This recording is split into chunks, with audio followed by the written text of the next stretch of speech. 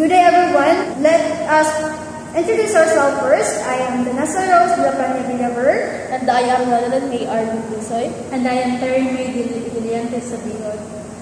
Now let's begin to introduce our 4 subtopics. So here's our subtopics. Why Earth has seasons, Earth tilt and seasonal variations, local seasonal variations, and daily warming and cooling of air near the surface. So let's begin now with our first subtopic, which is why Earth has seasons. So the Earth has seasons because of its tilt and its axis. So here is the planet model, the Earth planet model. So our planet Earth does not look like this, like the line here is one. Instead, it looks like this. The Earth is tilted. As you can see, the curvature here, or the line in here, is not equal. It is something like a slope or slanting. Now let's talk about the 4 seasons. So, as what I said earlier, that the Earth is tilted, so it means that the Earth's orbit is also tilted on its axis. So in January, the orbit of our Earth, or planet Earth, distant to the Sun is 147 million miles. And in July, the distance to the Sun is 152 million miles. Now, let's talk about the 4 seasons. Globally, we have 4 seasons.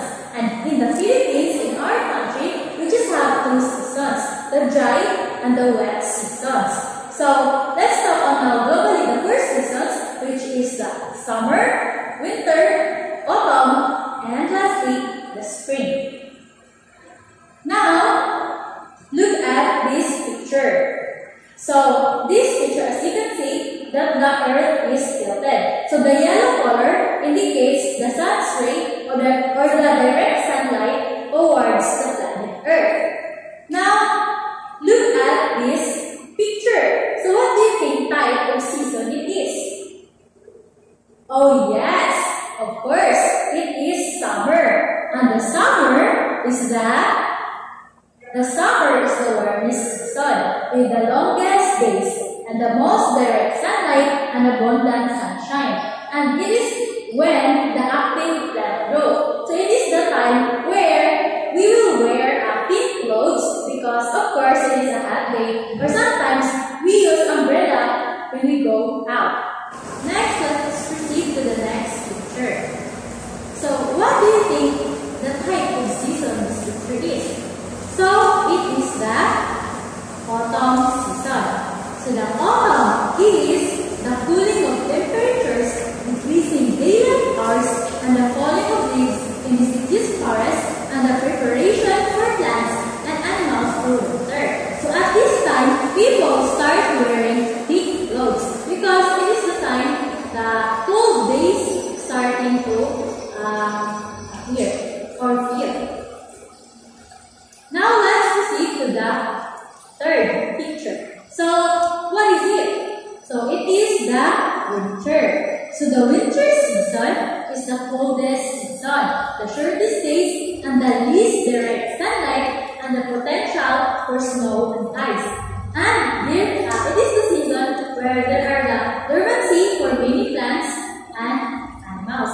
So it is the season where people wear thick clothes because of the cold weather that we feel outside or even inside the house. So if you are confused about the word dormancy, so dormancy is a state of reduced metabolic activity in plants or animals, allowing them to survive unfavorable conditions like cold winters. Now let's proceed with this picture. So this picture is the spring. So the spring season is the season where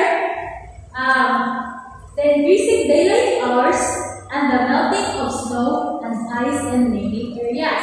And it is also the season where flowers are started blooming and the renewed plant growth. Now, let's proceed with the second subtopic, which is the Earth's tilt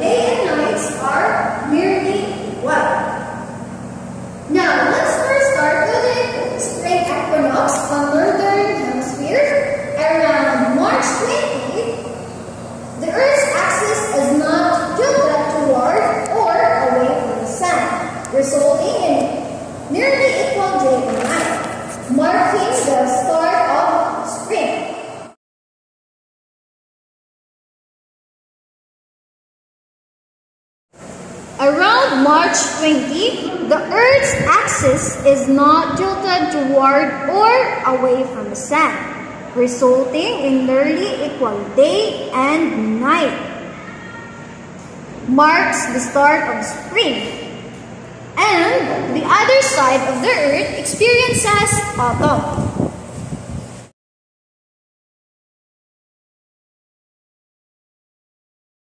Now let's proceed to the next season, which is the summer solstice.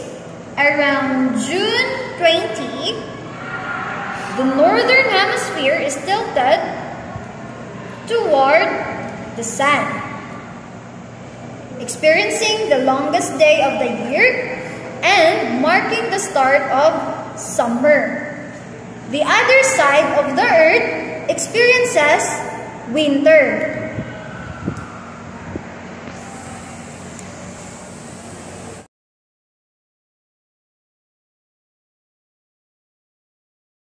Now, the next season is the autumn equinox. Around September 22, the Earth's axis is again not tilted, causing equal day and night, marks the start of autumn. The other part of the Earth experiences spring.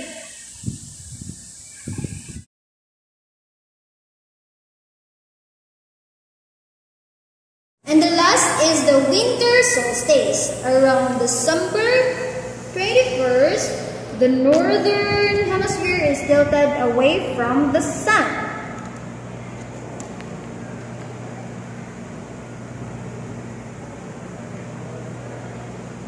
Experiencing the shortest day of the year and marking the start of winter.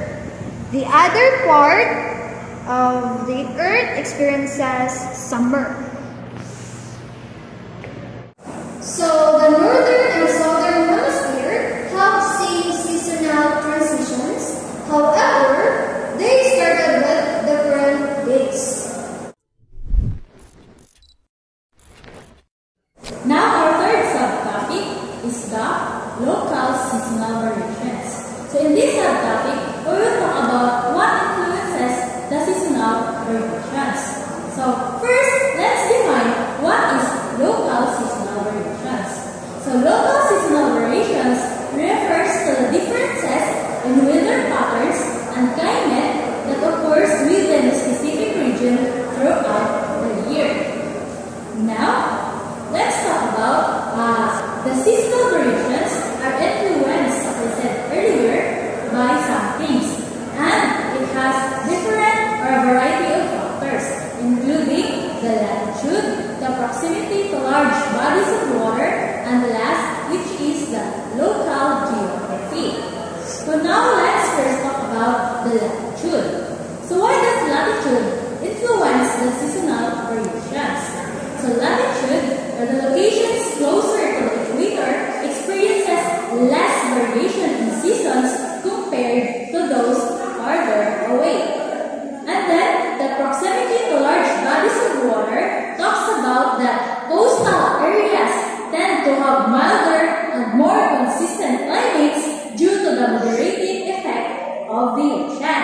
And the last one, which is the local geography. So it talks about, it features the things or the places like mountains, valleys, and forests that can create microclimates with unique seasonal patterns. And in the northern hemisphere's middle latitudes, south-facing surfaces receive more sunlight throughout the year than the north-facing ones, especially noticeable in hilly or mountainous region. South-facing hills are warmer and drier due to increased sunlight, leading to higher evaporation rates and less moisture in the soil. Now, let's have an example. So, in western New York, grapevines are planted in south-facing hills for better wine production due to the warmer conditions. Additionally, trees on north-facing slopes are typically those found at higher elevations, while south-facing slopes host species that thrive at lower elevations.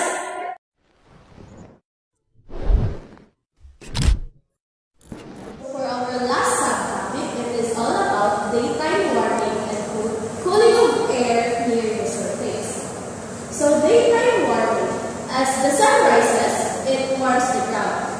This heat is transferred rather to the air in contact with the ground, making it warmer. So the warmest part of the day usually happens in the afternoon. Even though the sun is highest around noon, this is because the ground continues to absorb heat and release it into the air after the sun reaches its peak. The sun's energy is absorbed by the Earth's surface, primarily the ground. As the ground warms, it transfers heat to the air directly above and through conduction and convection. The air continues to warm throughout the day, reaching its highest temperature, usually in the afternoon. The ground acts as a heat sink, absorbing heat during the day and releasing it at night. Next is nighttime cooling. As the sun sets, the ground starts to lose more heat than it receives. This process, called rotational cooling, causes the ground and the air near the surface to cool down. The air near the ground often becomes much colder than the air higher up, creating a temperature inversion. When the sun sets, the ground no longer receives direct sunlight and begins to lose heat. The ground rejects heat back into space, leading to a decrease in ground temperature. As the ground cools, it transfers heat to the air, causing the air temperature to decrease. In some cases, the air near the ground can become colder than the air above it, creating a temperature inversion. And that's all for Chapter 3, the seasonal and daily temperature. Have a great day!